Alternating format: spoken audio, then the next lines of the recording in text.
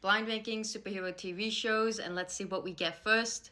Well, Penguin, already starting off really good. I mean, what we get first, I say this is first. yeah, I I think would it's say a so too. 9.9 show. I loved it. Fantastic. Ooh. Well, the opposite side of the spectrum, I did not like this show. It was bad. Gonna have to put this one at 10. Yeah, agree. Loki? Loki. Now I feel like we're going into the middle here. Yeah, I would say that this was an average show. I thought the first season was okay, but it wasn't enough to get me to watch season 2, so maybe like a 5 or 6. Season 2 was a bit better than season 1, but yet again, balancing those two seasons is an average show in my opinion. I'll put it at 6. Okay. WandaVision. WandaVision.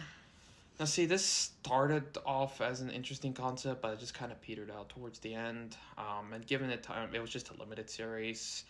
It didn't have the oomph that you would say the Penguin had. 100% agreed. I was a fan of the first 2 episodes. Then after that, I thought it just became really bad. So to me, it's like an 8. Yeah, agree.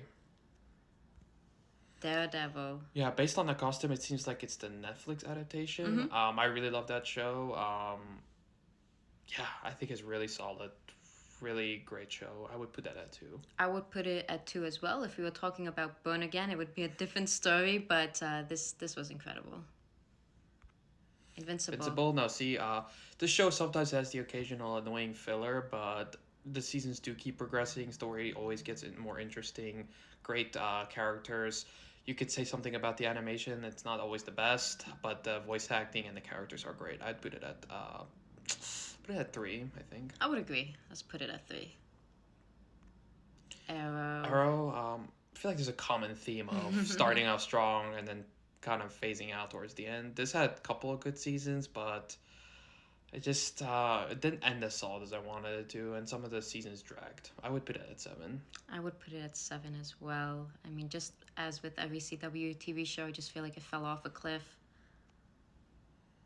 Speaking of Flash. another cliff, this one was same story. It fell off Yeah. a cliff. Just it got a little hard to watch towards the end, and I think it ended worse than Arrow. So I would put it at 9.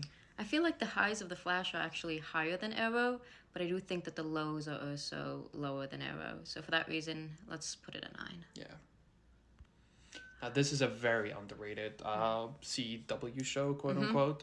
It doesn't feel like one. CGI is much better. The story is much better, and it didn't overstay its welcome. It ended satisfactory. I would put it at 5. Me as well. I think that Tyler Hoechlin is extremely underrated in this role.